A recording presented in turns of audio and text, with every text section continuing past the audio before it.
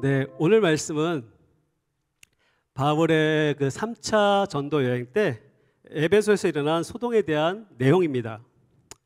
먼저 바울의 3차 전도 여행하면 지난 사도행전 18장 후반부, 그러니까 23절부터 시작되는데요. 그리고 19장 전체를 비롯해서 앞으로 말씀 나누게 되는 21장 전반부까지가 사도 바울의 3차 전도 여행을 다루게 됩니다. 오늘 말씀인 19장 23절 이하의 말씀을 나누기 위해서 먼저 이전 바울의 3차 전도 여행과 사역에 대해서 19장 전반적인 것에 대해서 말씀을 잠깐 나누고자 합니다.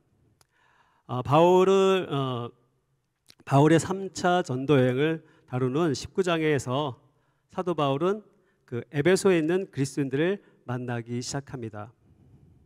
3절에서 이미 19장 3절에서 너희가 믿을 때에 성령을 받았느냐, 이것이 사도 바울의 첫 번째 질문이었습니다. 이게 굉장히 중요한 질문인데요. 너희가 믿을 때 성령을 받았느냐.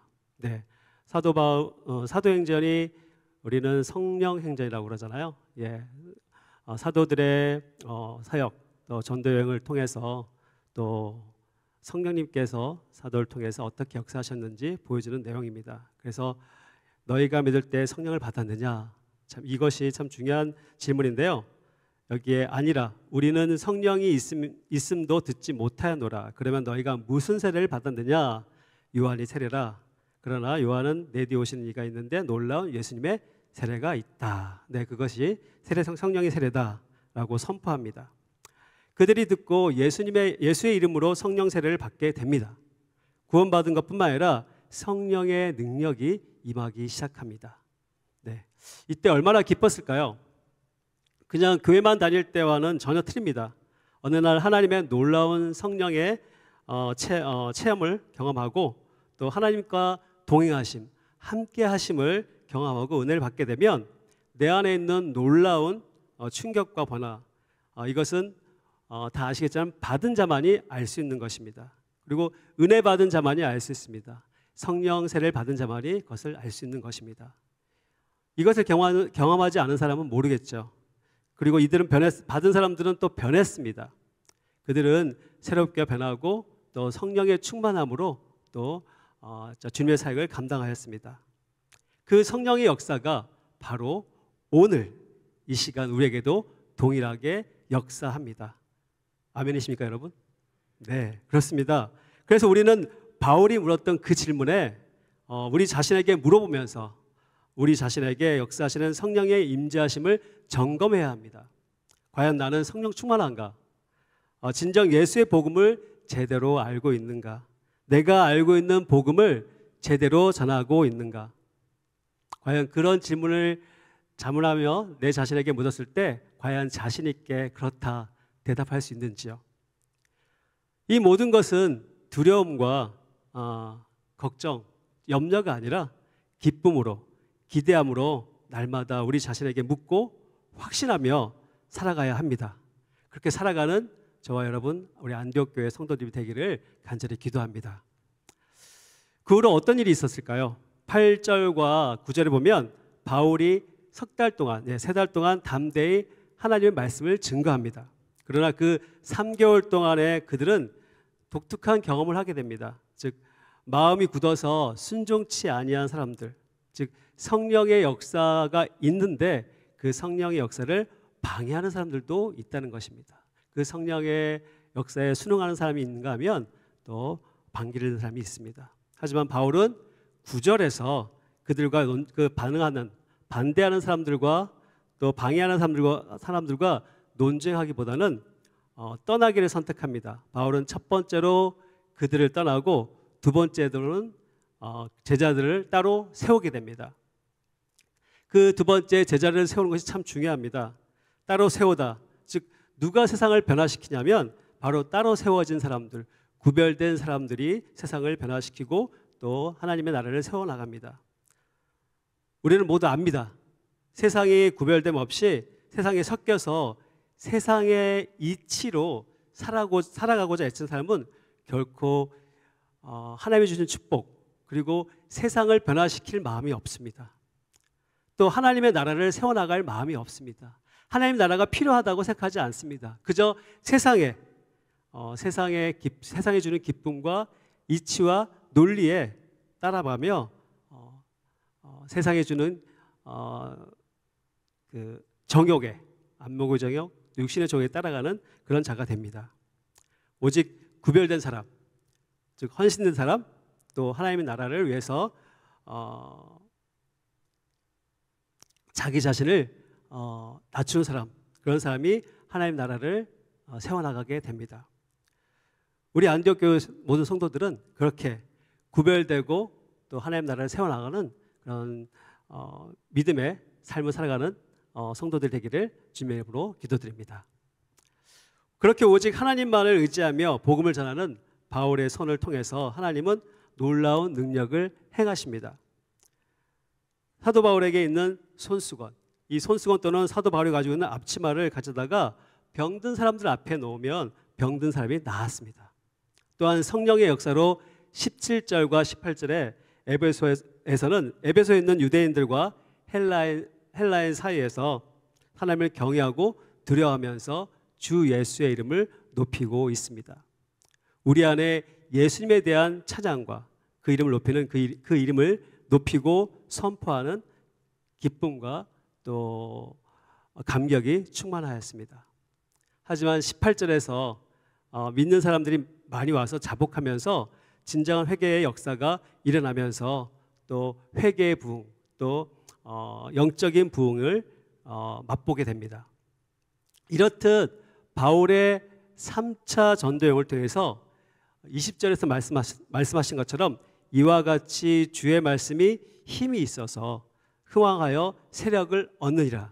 네, 20절에서 이렇게 말씀하시는데요. 바로 성령의 인도하심, 그로 인해서 3차 여행 중에 또 말씀이 힘이 생기고 또 놀라운 부흥을 맛보게 됩니다. 그리고 부흥의 열매로 21절에서 사도 바울은 마게도냐와 아가야를 지나서 예루살렘으로 가겠다고 계획하고 결국은 로마를 보아야 한다고 선포합니다.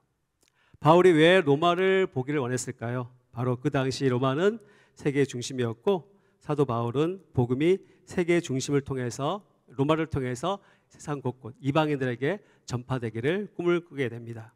그래서 바로 내가 로마를 보겠다라고 선포합니다. 사도행전 1장 8절에 보면요, 오직 성령이 너에게 임하시면 너희가 권능을 받고 예루살렘과 온 유대와 사마리아와 땅까지로 내 증인이 되리라 라고 말씀하셨듯이 성령의 충만함으로 또 성령의 임재하심으로 사도 바울은 세상 곳곳에 복음을 전하고 그 증인이 되겠다고 선포하십니다.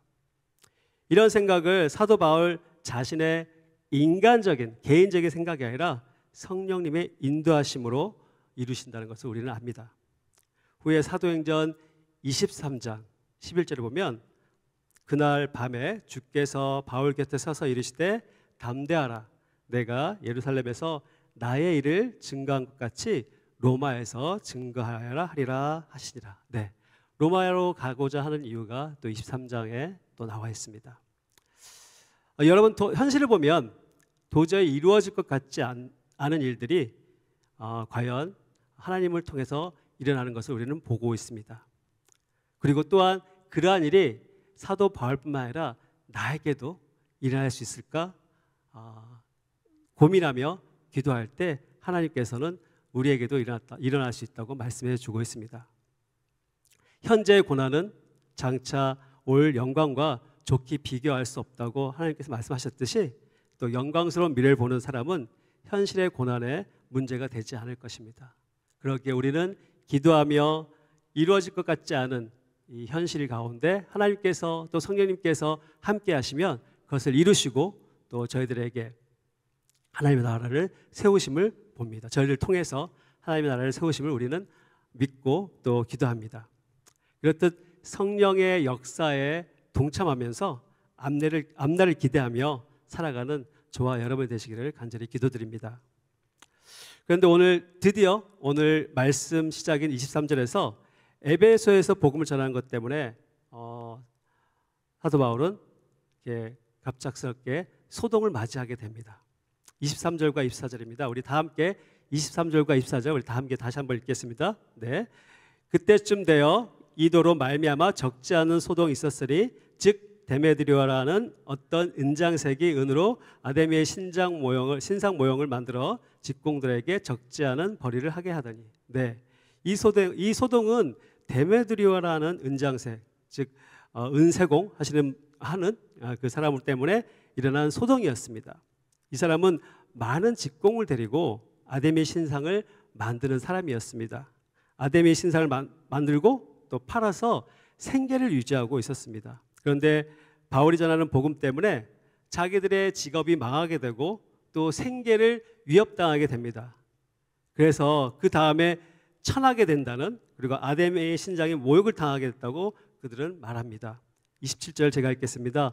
우리의 이 영업이 천하여질 위험이 있을 뿐 아니라 큰 여신 아데미의 신전도 무시당하게 되고 또 아시아와 천하가 위하는 그의 위엄도 떨어질까 하노라 하더라. 네, 바로 데메드리오는 자신의 그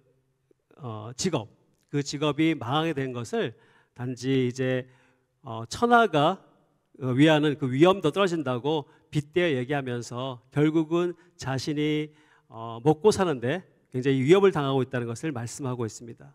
그래서 사람들은 또 분노를 떨게, 그 선포에, 그 말에 또 사람들은 분노를 떨게 되고 온 성에 순식간에 또 소동이 파급되게 됩니다. 28절에서 그들은 크다, 에베소의 아데미아라고 선동합니다. 네, 그리고 29절에서 바울을 따라다니던 두 사람, 마게도냐 사람 가이오와 아리스다고를 끌어가고 그 영국장으로 끌고 가게 돼서 또 사람들이 다 그쪽으로 몰리게 됩니다. 그런 상황에서 사도 바울은 힘들어하고 어려워합니다. 자기를 따라다니는 사람, 즉 가이오와 아리스다고가 지금 사람들에 의해서 또 연극장으로, 극장으로 끌려가서 또 어떤 온갖 고초와 고난을 당할 것 생각하면 힘들어하고 또 그 상황들을 이제 본인 때문에 일어났다고 생각하기 때문에 이제 바울은 또 그들을 위해서 변론하고 싶어합니다. 그렇지만 그 주변에 있는 그리스도인들과 제자들이 사도 바울의 그런 행동을 제지하게 됩니다. 복음을 전한다는 것은 결코 쉽지 않다는 것을 우리는 알고 있습니다. 하나님의 비전을 가진 사람들에게는 또 복음을 전하는 사람들에게는 또 하나님의 나라를 세우고자 하는 사람들에게는 고난이 따른다는 사실을 우리는 압니다. 여러분, 하나님의 비전을 따르겠습니까? 아니면 고난 가운데 있어도 하나님의 비전을 따르겠습니까? 아니면 그저 평안하게 또 세상에 주는 안락함 또 안식, 그것을 누리겠습니까? 당연히 하나님의 나라를 위해서 헌신하시겠죠. 아무든지 나를 따라오거든 자기를 부인하고 또 자기 십자가를 지고 나를 따르라고 말씀하셨습니다. 그런 말씀에 순종하며 나아가는 우리 안디옥 교회 성도들이라 믿습니다. 30절과 32절입니다. 우리 다 함께 읽겠습니다. 30절과 32절입니다. 네. 바울이 백성 가운데로 들어가고자 하나 제자들이 말리고 또 아시아 관리 중에 바울의 친구된 어떤 이들이 그에게 통지하여 영국장에 들어가지 말라 권하더라. 사람들이 외쳐 어떤 이는 이런 말을 어떤 이는 저런 말을 하니 모인 무리가 분란하여 태반이나 어찌하여 모였는지 알지 못하더라. 네. 아까 말씀드린 것처럼 사울은 영국장 안으로 들어가 에베소 사람을 설득하려 했지만 분명한 것은 그 안에 들어가게 되면 문매를 맞아 바울 또한 문매를 맞아 죽을 수 있는 상황이 발생할지도 모른다는 것을 알고 있었습니다. 그럼에도 불구하고 주저없이 바울은 영국장 안으로 들어가려고 합니다. 한 가지 분명한 것은 바울은 죽는 것을 두려워하지 않았다는 것입니다.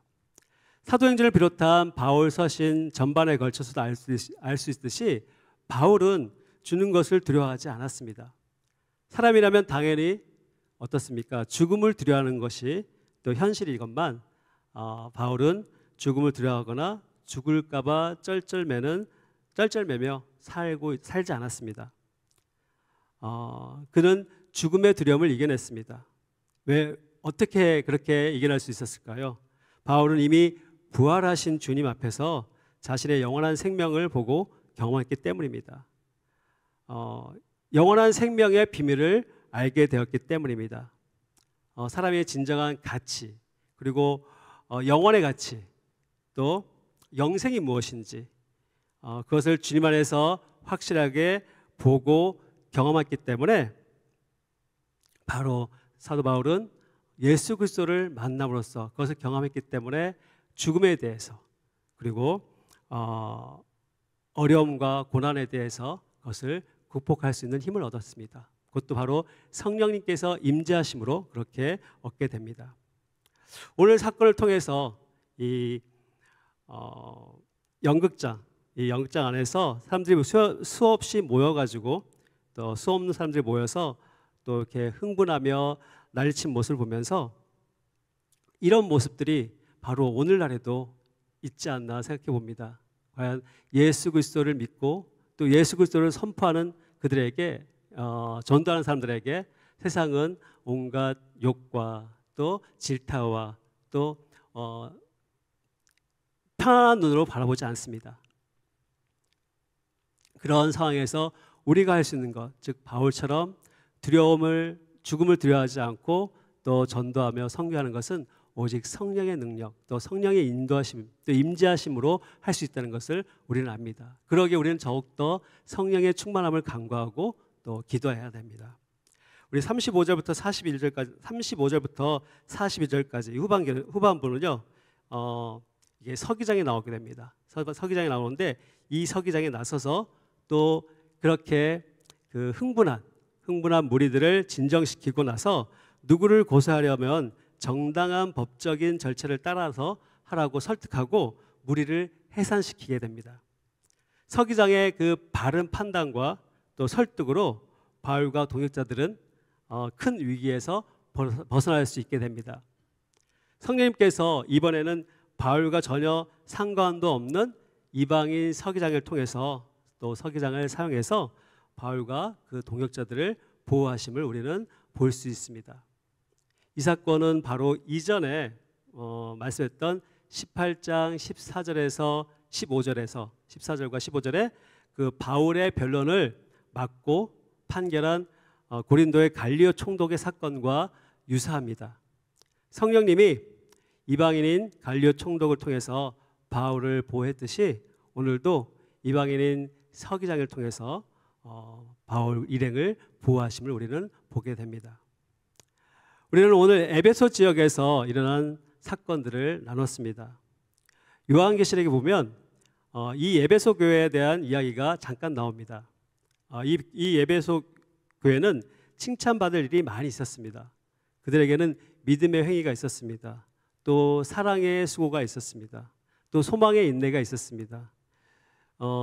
에베소 교회는 이달에 또 잘 대처했다고 합니다. 그들에게 말려들지 않았습니다. 그들은 열심을 품어서 주님을 섬겼던 아주 귀한 교회였습니다.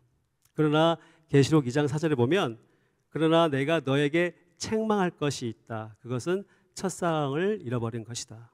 회개하라. 그 첫사랑을 어디서 잃어버렸는지 회개하라. 네, 첫사랑의 회복이 무엇일까요?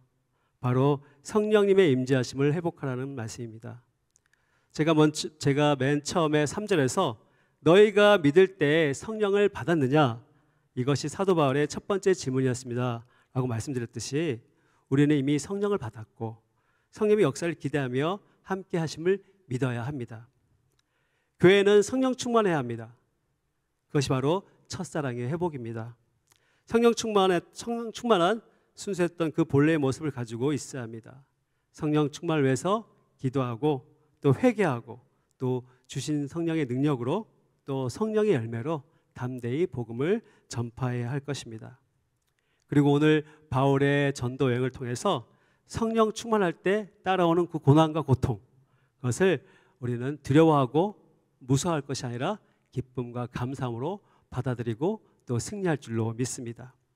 그 고난을 이겨낼 때 하나님의 놀라운 은혜가 충만하리라 믿습니다. 세상적으로 모든 것이 풍족해지고 넉넉해지면 성령의 능력은 잃게 되고 세상의 이치와 논리에 우리는 지고 맙니다. 우리는 주님이 오실 때까지 첫사랑을 잃어버리지 않는 성령 충만한 안디옥 교회가 되기를 간절히 축원합니다. 호성기 목사님 말씀처럼 승리하는 삶은 바로 성령 충만한 삶입니다. 성령 충만하여서 승리하는 저와 여러분이 되시기를 주님의 이름으로 간절히 축원합니다.